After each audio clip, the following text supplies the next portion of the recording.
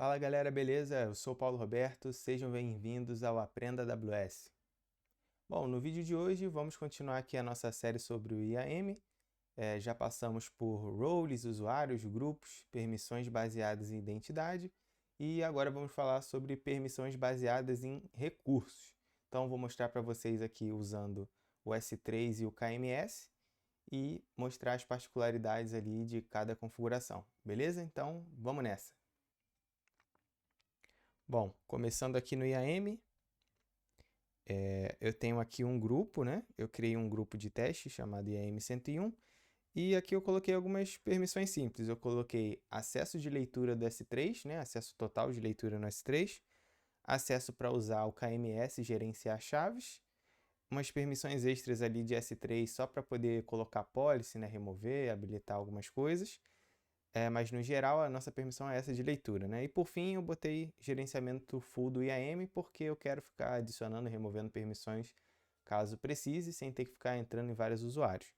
Então eu criei aqui dois usuários, o Aprenda AWS e o Aprenda AWS 2, e vou mostrar para vocês aqui na prática como que vai funcionar essa interação, beleza? Então vamos aqui no S3.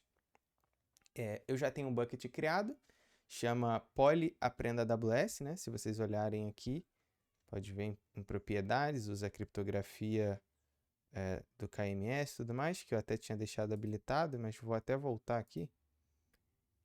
Vou deixar a criptografia padrão do S3, né? Então, agora, recentemente, todo bucket novo que você criar, ele já vem com a criptografia habilitada, mas é a criptografia nativa ali do S3, né? O Server-Side Encryption.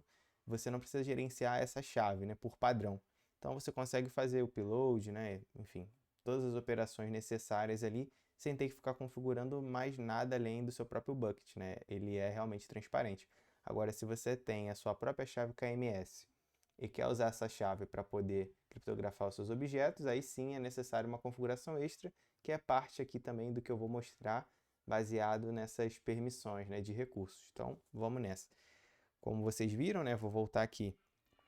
As nossas permissões aqui são read-only, né, basicamente. E aqui na permissão de gerenciamento é só coisas de policies e configurações de criptografia.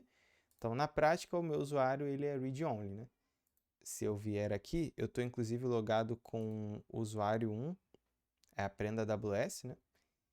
E aí vamos fazer um teste de upload básico, né? Então, na teoria, o meu usuário ele tem as permissões baseadas em identidade, né? Que é essa concedida pelo IAM, e ele não tem permissão de escrever nesse bucket. Então, na hora que eu fizer o upload aqui, a AWS tem que retornar para a gente uma mensagem de erro. Vamos testar?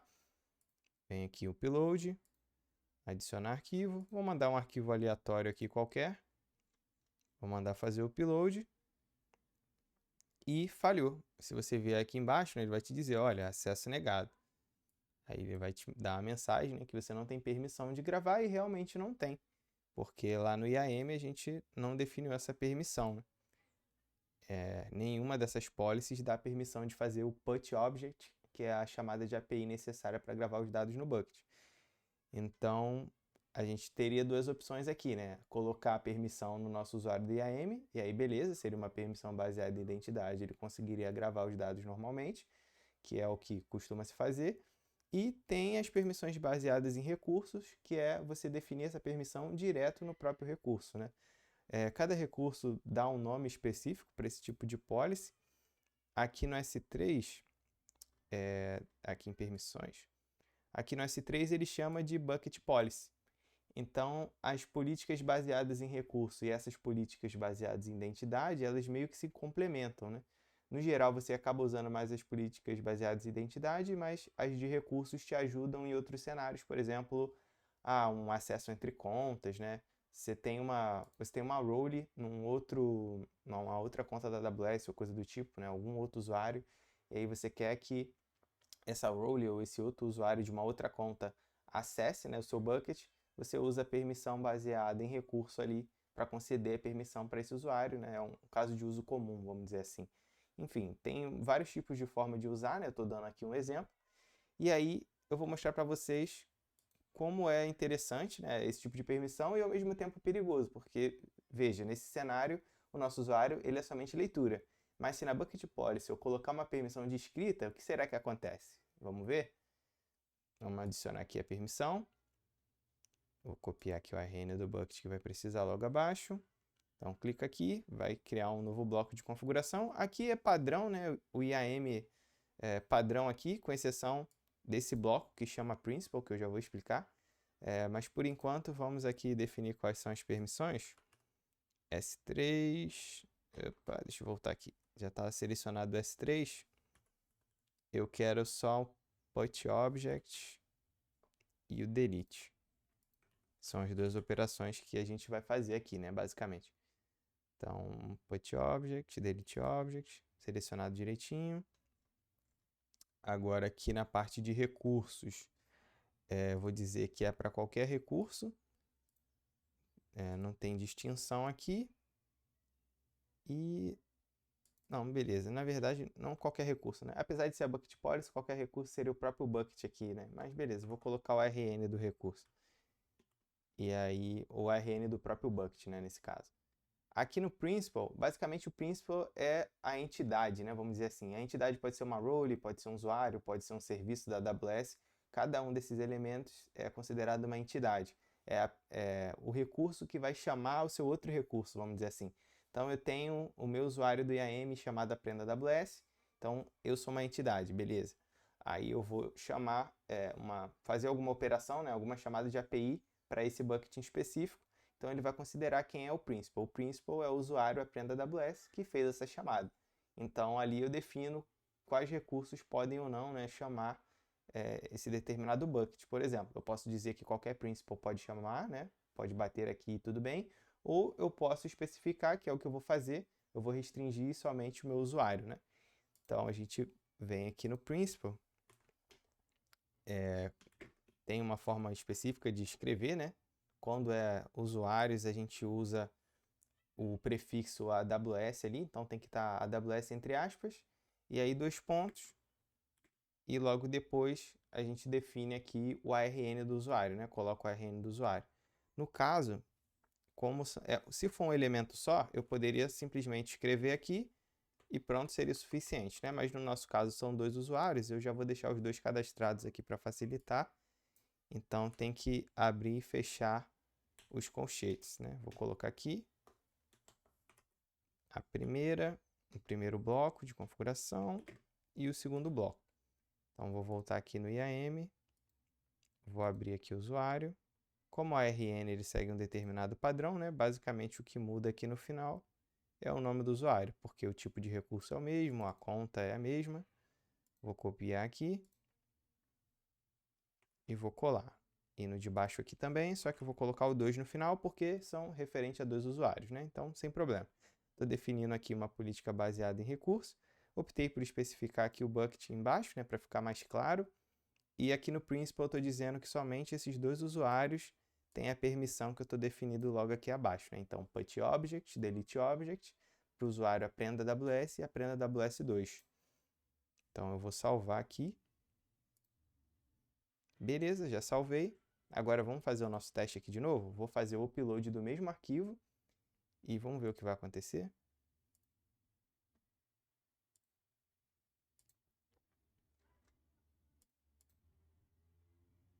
Ó, o upload foi feito com sucesso, tá vendo?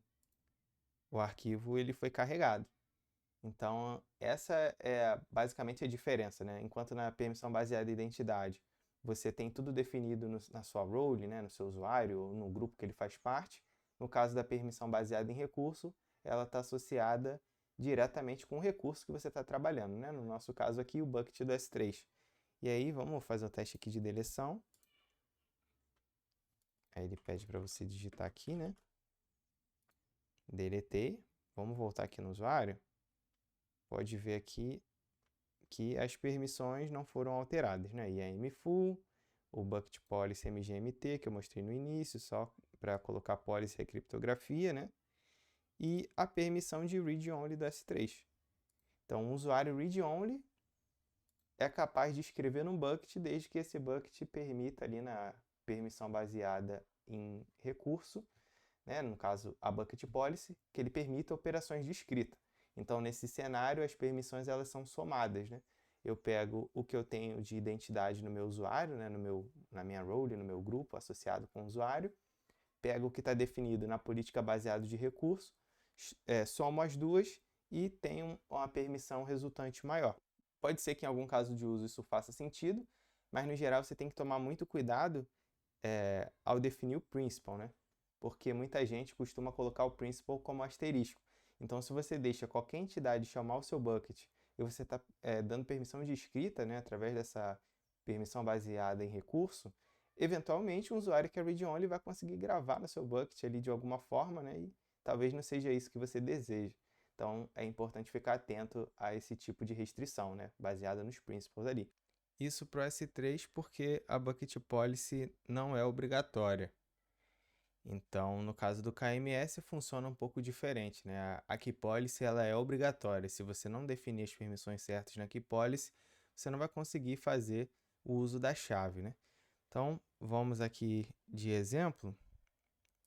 Deixa eu olhar aqui nas permissões. Ó, já tem a chave de criptografia aqui selecionada. Vou até copiar de novo aqui, porque pode ter ficado de um teste. Só por via das dúvidas, eu estou saindo da criptografia. No exemplo de vocês, né, provavelmente vai estar assim. Você está usando a criptografia server-side padrão do S3. Nesse caso, não tem nenhum tipo de vínculo com KMS ali para você definir algum tipo de permissão, né? É transparente. Só que quando você passa a usar o server-side encryption KMS, você tem uma chave associada ali, que é gerenciada por você, e aí sim você precisa definir essas permissões. É o que a gente vai fazer aqui agora, né? Eu criei já uma chave, estou colocando aqui, salvei as permissões. Bom, agora essa chave está em uso. Todo objeto que for enviado para esse bucket, ele vai ser criptografado automaticamente, né? E aí, desde que você tenha a permissão certa na chave do KMS, tanto para fazer a criptografia quanto o contrário, né? Para descriptografar o arquivo, vai funcionar de boa. Vamos ver aqui. Essa aqui foi a chave que eu criei. Ela tem aqui a Key Policy, que é permissão baseada em recurso, né? O bucket, né, no S3 ele chama de Bucket Policy e o KMS chama de Key Policy. Vamos ver aqui em editar. Eu já deixei criada, é uma chave simétrica aqui simples, né? Basicamente quase que next, finish. Vamos ver aqui. Esse primeiro bloco de configuração, ele habilita o IAM, né? Quer dizer que se o seu usuário tem permissões baseadas em identidade que afetam KMS, né? Eu definir para o meu usuário que ele pode criar uma chave, descriptografar, etc. Todas essas permissões, elas são válidas a partir do momento que você tem esse bloco. Mas esse bloco ele não está concedendo permissão, ele só está deixando que o IAM possa afetar essa chave, né? É um pouquinho chatinho assim de entender, né? Mas vocês vão chegar no final aqui à conclusão. Esse próximo bloco é o administrador da chave. Ele não é obrigatório, né? Mas é interessante colocar. Eu coloquei o usuário Aprenda AWS como administrador da chave. E aí tem uma série de permissões que ele pode fazer. Tudo isso é por padrão, né? Na hora de criar a chave, se você está fazendo isso pela console, a própria AWS vai te sugerir ali que você escolha um administrador para a chave. Uma vez que você selecione quem é o administrador, um usuário, uma role ou o que for, ele automaticamente coloca essas permissões aqui. E aí logo mais abaixo tem a permissão de quem pode usar a chave realmente, né? Então é aqui que vai definir se você consegue acessar ou não, né? E aqui tem uma permissão de persistência também que está vinculado com esse uso aí da chave. Beleza? Então nesse primeiro cenário, se eu for lá com o usuário Aprenda AWS 2, eu vou conseguir fazer o upload do arquivo normalmente, porque tanto o Aprenda AWS quanto o usuário 2, ambos possuem a mesma permissão. Então até aqui nada mudou, né? Se você vier aqui na Bucket Policy, eu tenho aqui no Principal o controle dos dois usuários também. Então, estou permitindo que eles façam essa operação. Então, beleza, até aqui nada mudou, tranquilo. Vamos voltar. Agora, vamos fazer um teste com o usuário 2, então, para validar o que eu estou falando. Deixa eu cancelar aqui. As permissões não mudaram, né? Mas só para confirmar o que eu estou falando aqui para vocês, vamos fazer o upload. Adicionar um arquivo, fazer o upload aqui do mesmo arquivo. E boa. Bom, o upload foi feito com sucesso porque tá tudo certinho, né? Nada mudou aqui. Vamos deletar o arquivo e fazer uma nova alteração. Vou deletar. Agora vamos fazer o seguinte. Lá no usuário, como eu falei, né, as permissões são iguais. Então, se você olhar, o que dá permissão no KMS é essa policy aqui, né, que está dentro do grupo IAM101, onde os dois usuários Aprenda AWS estão. Então, se você listar aqui, vai ver que tem diversas permissões aqui, criar, deletar, etc., listar, né, e tudo mais. Beleza, eu não vou alterar a permissão baseada em identidade, mas vou alterar a permissão baseada em recurso.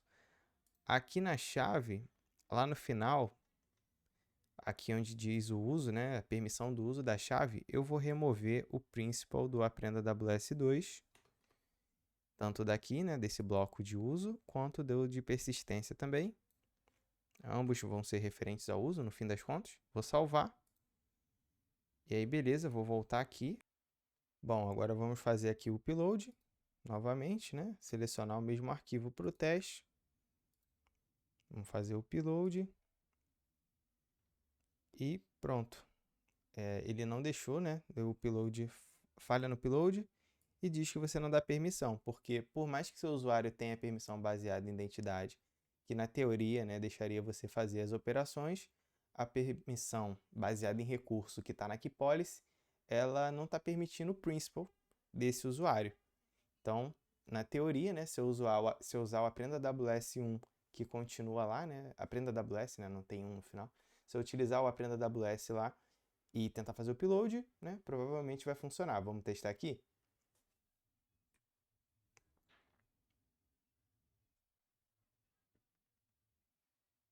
Vamos vir aqui. Vamos voltar. Aqui é permissão, né? Mesma coisa, né? Nada mudou.